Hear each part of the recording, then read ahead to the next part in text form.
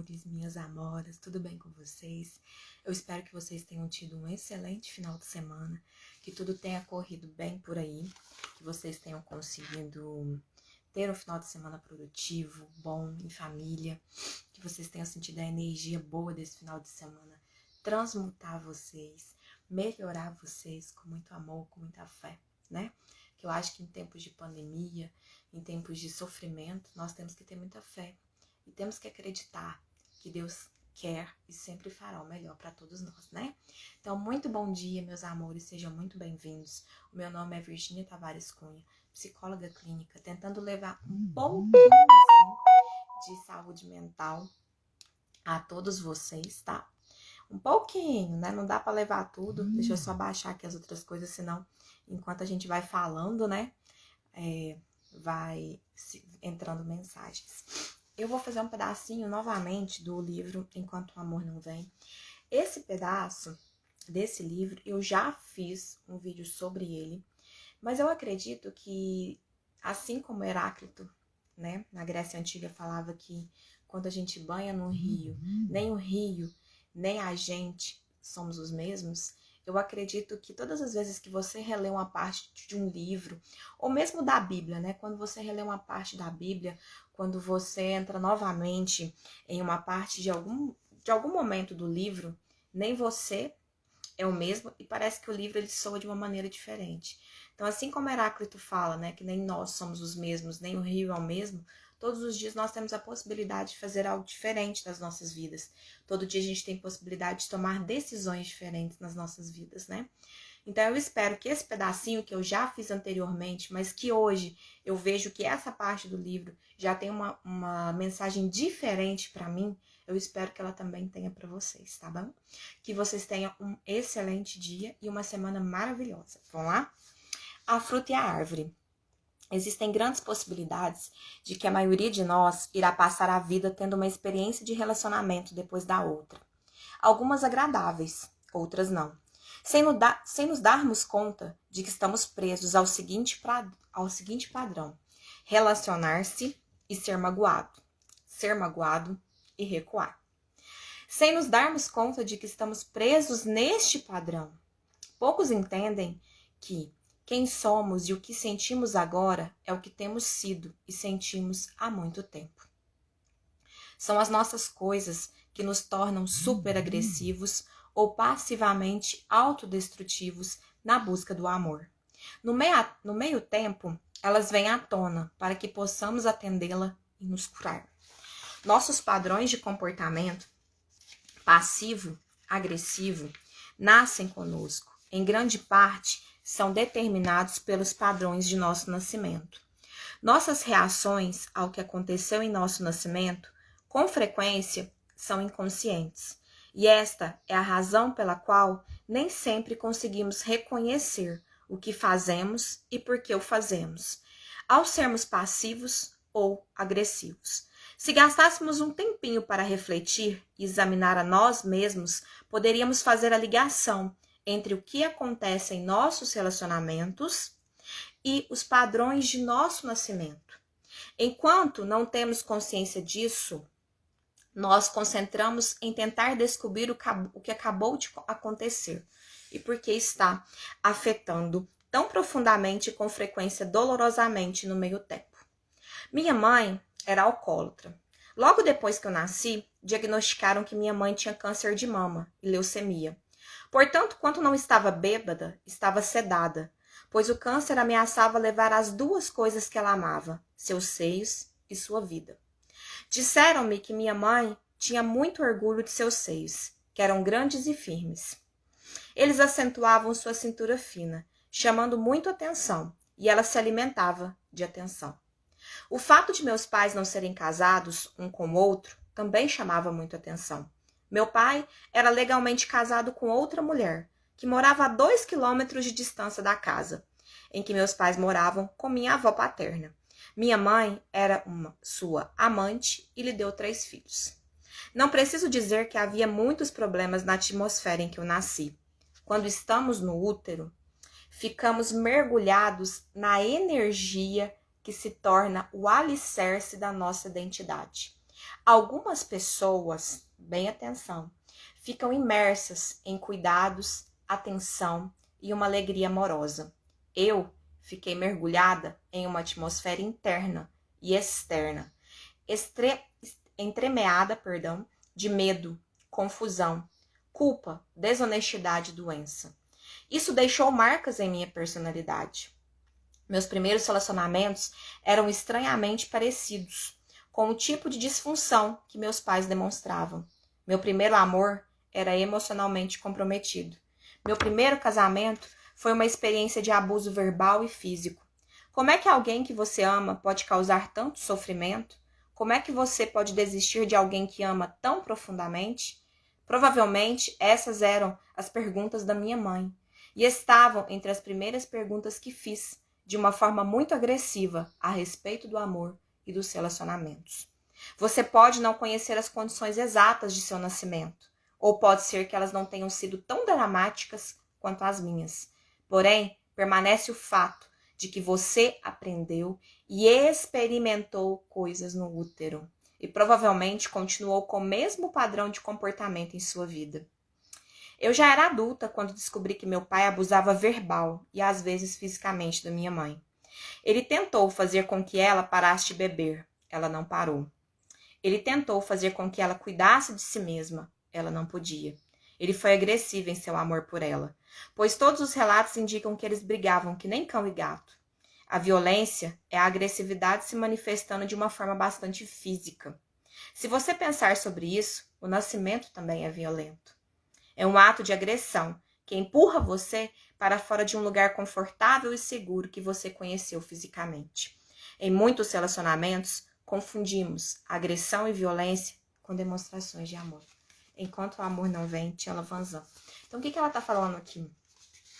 Que as experiências, né, que a gente experienciou durante a gravidez da nossa mãe, onde nós estávamos sendo gestados, a gente traz para nossa personalidade, né?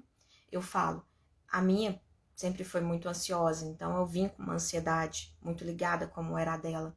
Então, cada um de vocês experienciou de uma forma o útero. Cada um experienciou. Por exemplo, a minha mãe teve 2 abortos antes de mim. Então, a gravidez foi uma última tentativa. Então, eu era muito desejada, mas ao mesmo tempo, ela tinha muito medo de me perder. Então, o medo da morte, ele foi constante em muitos aspectos da minha vida. Eu sempre tive muito medo de falar o que eu sentia, muito medo de experienciar o que estava acontecendo comigo. Eu sempre tive muito medo. E muitas das vezes esse medo ele era paralisante. E então, eu aprendi que quando eu fui gestada, havia um medo de eu morrer, um medo de eu não conceber, de eu não vir à vida. Então, esse medo, ele veio trazido do útero para mim. Então, essa sensação de medo, de pavor.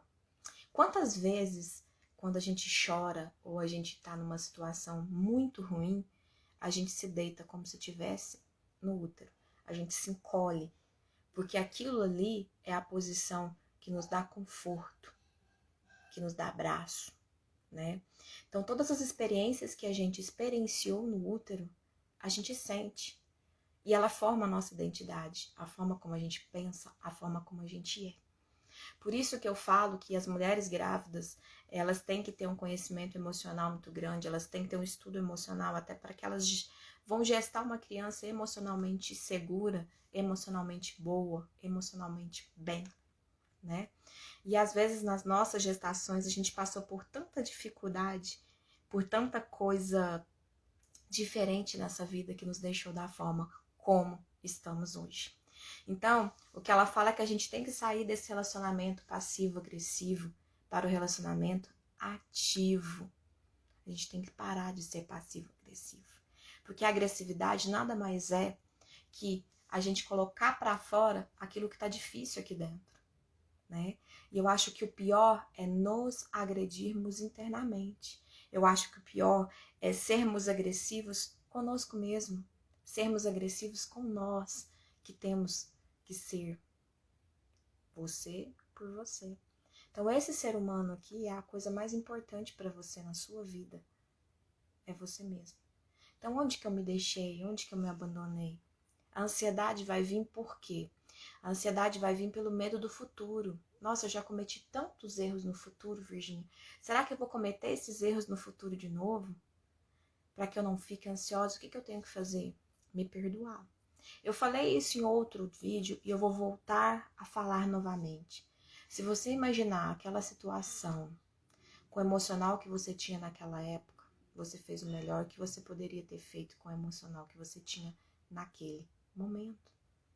Então, ficar olhando para a porta do passado, abrindo essa porta desesperadamente para tentar mudar aquilo que você já fez, não adianta. Já aconteceu, já passou, você já experienciou, já foi embora.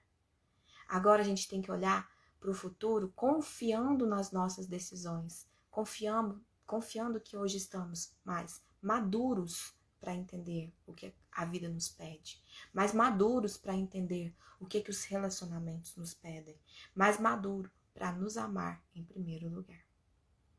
Então, por mais que tenhamos experienciado várias coisas durante o útero, estamos aqui hoje. O que a gente pode fazer com essas experiências? Mudar, para que sejam experiências agradáveis, para que sejam experiências que, assim como eu falei sobre o medo da morte, não te impeça de continuar, não impeça de viver, né? Nós precisamos enfrentar, sair da nossa zona de conforto. E o parto, ele é nos tirar da zona de conforto. A gente está num lugar quentinho, gostosinho, recebendo alimento, carinho, atenção. De repente, puf, te cospe para a vida e fala, vai lá, que você dá conta. Então, cada parte que a gente vai passando no crescimento, no nosso desenvolvimento, ele vai construir uma parte de nós. É claro que a infância ela está intimamente ligada ao que nos tornamos enquanto adultos. Nossos medos, nossas inseguranças, às vezes os nossos estímulos para seguir na vida, para fazer o que eu quero na vida, né? Carregamos crenças, e isso tudo é o nosso porão. O nosso porão que está aqui dentro, que é o nosso inconsciente, ele é cercado por coisas que a gente vivenciou. Mas hoje, o que eu posso fazer, Virginia, tendo conhecimento psicológico, tendo auxílio, tendo até a religião, a meditação, eu posso trabalhar essas crenças dentro de mim, para que elas não me dominem. Porque nós somos muito fortes, mas também, se formos fracos, podemos ser derrubados por todo aquele conteúdo mental que está na nossa mente. O que nos derruba não é o outro, o que nos derruba somos nós mesmos. Nós somos os nossos amigos e o nosso pior inimigo. Porque se a gente não acredita no nosso potencial, nós somos o nosso pior inimigo. Mas se a gente confia na gente mesmo, nós somos o nosso melhor amigo. Pense sobre isso. A relação mais importante do mundo é a que você tem com você mesmo. O resto vai ser um complemento, um espelho. A forma como eu me mostro no mundo é a forma como o outro me vê. E assim sucessivamente, a forma como eu quero ser vista. Se eu sou extremamente pessimista, eu vou ser ordenada por situações pessimistas. Se eu sou otimista, as energias vão se abrir durante a minha vida. Tem gente que fala assim, né? Nossa, eu não sei porque fulano é tão rabudo, né? Tem essa expressão. Mas é porque ele abre a atmosfera dele, mental, para as coisas boas acontecerem.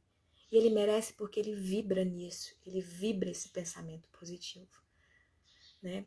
Eu amo o Ho'oponopono, não sei se muitos de vocês conhecem, né? Apesar de muita gente não acreditar, mas são 4 afirmações. Eu sinto muito, por favor me perdoa, eu te amo e eu sou grato. Essas 4 afirmações mudaram a minha vida, porque quando eu pego o Japamala, né, que é um texto diferente, que tem 108 contas, e vou fazendo, naquele momento eu estou internalizando a situação. Eu posso fazer para uma pessoa em específico, eu posso fazer para mim. E é tão importante falar para mim, eu sinto muito, por favor me perdoe, sou grata e eu me amo. É tão importante falar isso para você. Às vezes o eu te amo mais importante não é o que você escuta dos outros, mas o que você escuta de você mesmo. Porque se a gente não se ama, como é que a gente vai amar verdadeiramente uma outra pessoa? Porque se a gente não se ama, a gente não sabe o verdadeiro sentido do amor.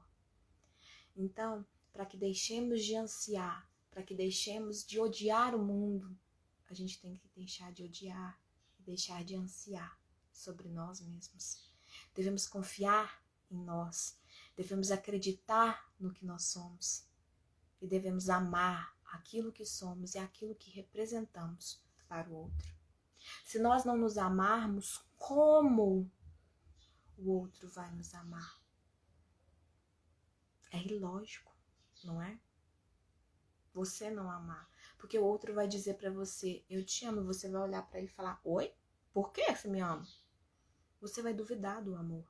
E aí vai vir a relação insegura, vai vir a insegurança, vai vir o amor de posse, que não é amor, é apenas posse.